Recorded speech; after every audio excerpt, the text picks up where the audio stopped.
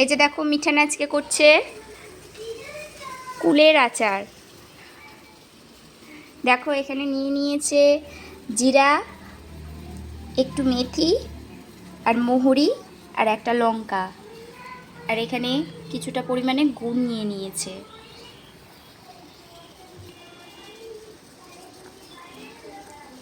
প্রথমে কুলটাকে একটু ভাপিয়ে নিচ্ছে।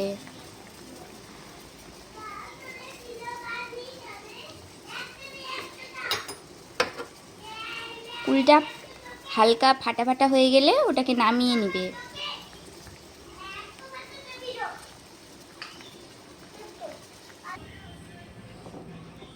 এবার কুলটা নামিয়ে নেওয়ার পরে গুড়টা দিয়ে দিচ্ছি।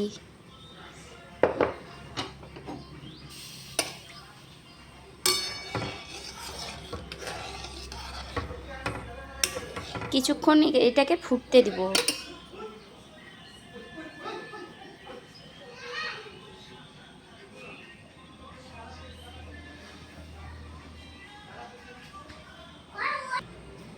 এখন গোটা মশলাগুলোকে ভেজে নিব হালকা আছে লাল লাল করে।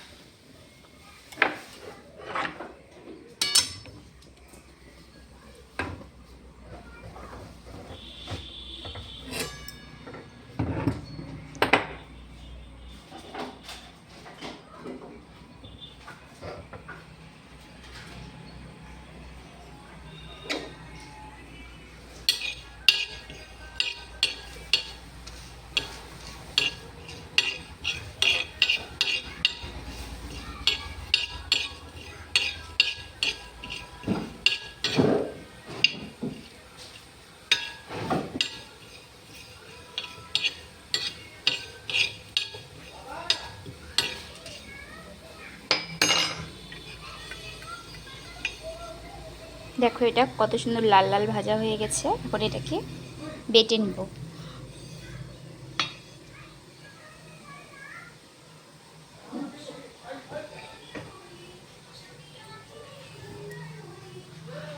লঙ্কাটা এতখানি দিব না, লঙ্কাটা অল্প একটু দিব, কেননা এতখানি দিলে লঙ্কাটা ঝাল হয়ে যাবে, খেতে পারবে না।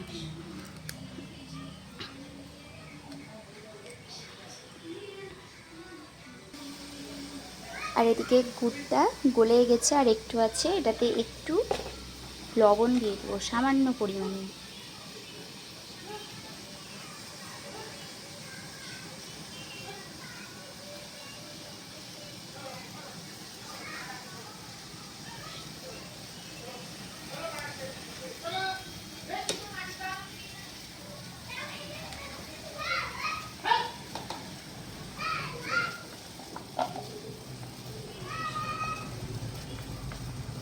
একটু হলুদও অ্যাড করে দিচ্ছি।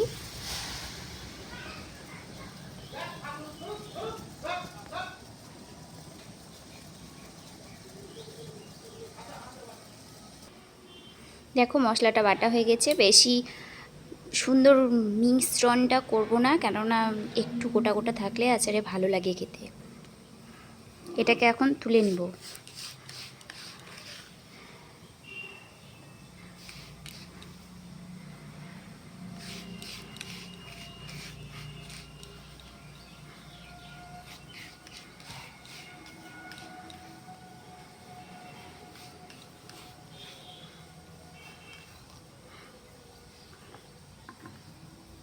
এই দেখো তুলা হয়ে গেছে।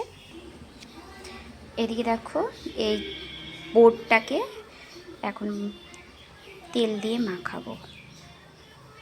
কাঁচা সর্ষের তেল ঢেলে দিচ্ছি।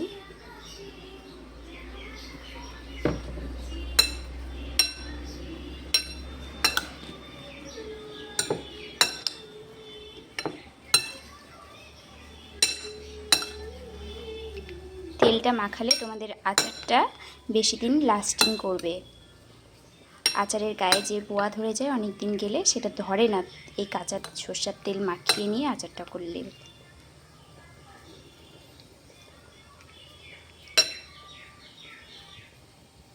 আর এদিকে বুটটা ফুটে গেছে, এখন বুটটাকেও দিয়ে দিব।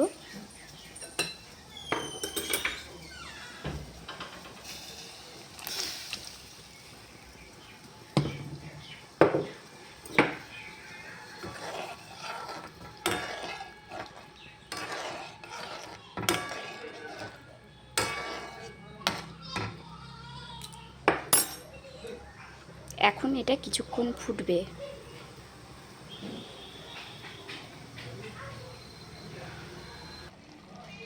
এই দেখো এখন হয়ে এসেছে, আর একটুক্ষণ হবে। এখন আমি মশলাটা দিয়ে দিব।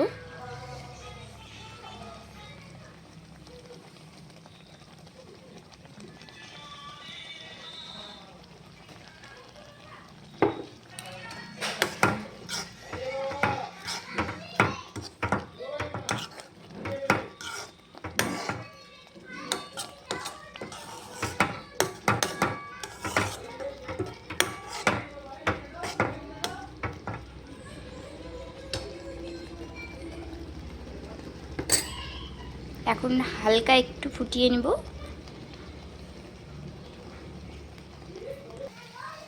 এই দেখো কত সুন্দর কালারে এসেছে। এখন এটাকে নামিয়ে নিব।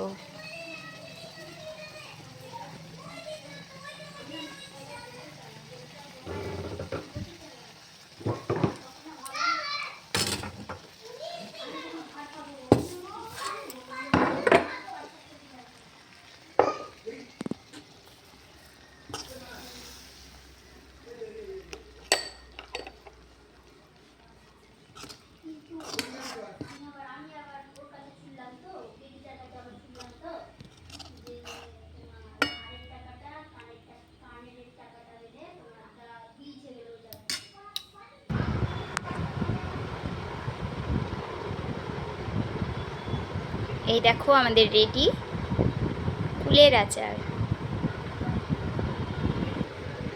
এটা এখন গরম আছে, এটাকে ঠান্ডা করে নেব, তারপরে আমার ছেলেকে খেতে দেব। তোমরাও এইভাবে বানিয়ে খেও বাড়িতে, তোমাদেরও ভালো লাগবে।